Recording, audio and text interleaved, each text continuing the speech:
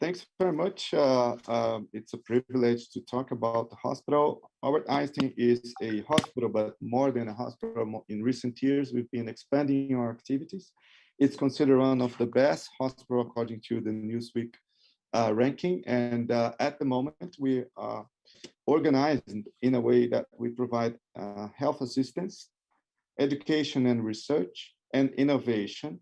And this is according to a proposal that has been devised a long time ago, almost 50 years. And through the years, Brazil has been experiencing the activity of this hospital in many different areas, most of the time as a pioneer.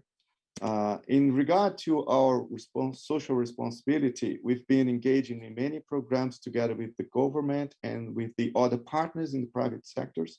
And this is actually the numbers, I'm sorry it's in Portuguese, but this is the amount of investment that we've been working in programs related to the improvement of health. And this is, again, not only related to our activity, but also in the society as a whole. So I would bring the attention for a few areas that we've been working with technology. And in those areas, I'm going to highlight a few of those areas in the following examples. So just to give a broad perspective, activities that we do in the hospital are not related to those that have access to the hospital, but in programs related to our social responsibility and renovation. So the majority of people that are taken care of by our professionals are now those that are not related to the small percentage of the population that can afford access to private sector. This is actually an overview of my example. So in terms of hospital beds, the private part of the hospital takes care of 626, whereas the public health, it's 775. The number of days in the hospital is, of course, is relevant. And this is related also to the complexity. The satisfaction from the patients actually is higher in the public sector. And also in terms of total number of exams, we perform more than 3 million exams per year last year in the hospital. I have just to highlight one point that we work actively in the COVID pandemics, building a hospital in the city of São Paulo with 200 beds.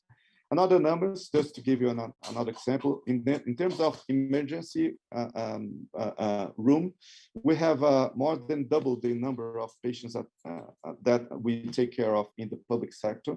The number of consultancy and telemedicine, and also the rate of occupation is actually very efficient in both hospitals of both private sector and public sector.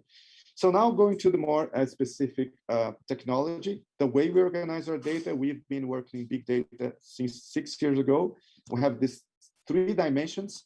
All of them are centered in the subject. So we have data pertaining to the omics sector, so biology. For instance, we have data that we collected in research in epidemiology-based sample with whole genome analysis that is also available for research. And also we've been working on the ambient data that contains information provided by its subjects, again, following all the regulations in place. That belongs to the behavior sector. In other words, how people make decisions is implemented in our data lake system. And these are data that we use to propose of bringing data culture to our institution and to our partners abroad. So I'm going to show you via examples some of the ideas that we implemented using a concept of hub and spoke. So it's not like a client base. We teach people through the use of big data analytics. We have been doing some analytics that's based on prescriptive and predictive analytics, and also content-based image retrieval. So the overall view is that we have to generate value to the society based on the journey that one has to follow when implementing solutions based on data. So data as an asset, but through analytics and AI, we can achieve the value. And through the process, we generate knowledge, and we also provide a global connection in the process. So the examples I'm going to give you is a set of 3 examples within a hospital and 3 examples outside the hospitals. One is more predictive and prescriptive analytics. The other one is predictive analytics. The first example, which is a kind of routine when you go to a surgery, the surgeons, they have to use a lot of instruments that have been either sterilized or produced uniquely for that moment. So we have this amount of complexity and instrumentation used for a particular surgery. So we took the data from more than 240,000 surgical procedures, comprising around 6 million instruments, and we use an algorithm to optimize what's the best combination of instruments for each particular surgery for each particular type of patient. So using that intelligent solution, we were able to reduce the cost of the procedure in a certain case up to 32%. And this was based on 3-year operation system. And this solution actually is actionable because the ones that are managing the system can select what's the best optimization method for each day week. In other words, you have a kind of seasonal movement in the hospital, and this system can actually adapt to what's the best solution for a particular day. The second example is based on images, medical images. The hospital has around 1.2 petabytes of data only solely based on images from patients.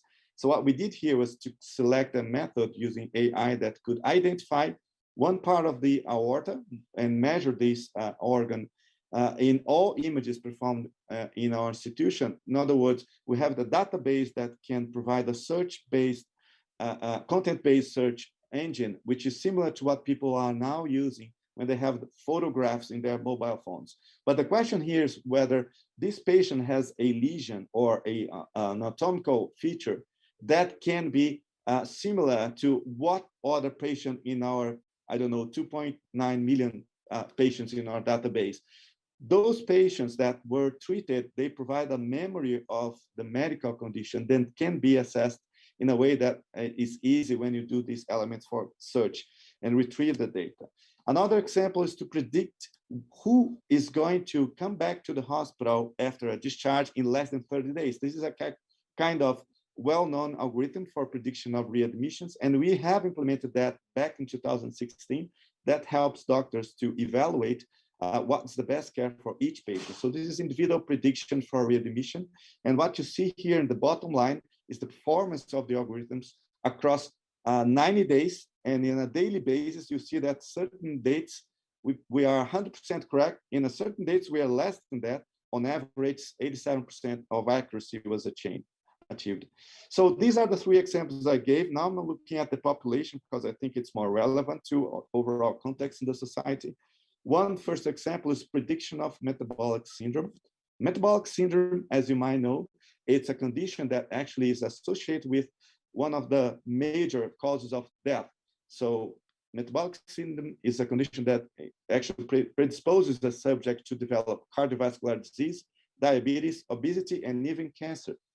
So the amount of resources that the public system allocates to treat those patients, it's enormous. And of course, the consequences of not treating these people, it's even worse. So the idea here is to build an algorithm that can predict whether a patient is has a higher chance to develop metabolic syndrome. We use that based on AI. We use a combination of 28 different network systems. And this is just an example whether you can look at patient's history and see this in this column, the prediction of particular variable, in this case, abdominal circumferences, their arterial pressure and other measures. And this is the accuracy of the model for each of those predictions. So this guides the doctors to tell the patients, and of course, this system is not 100% correct, so he has to deal with that.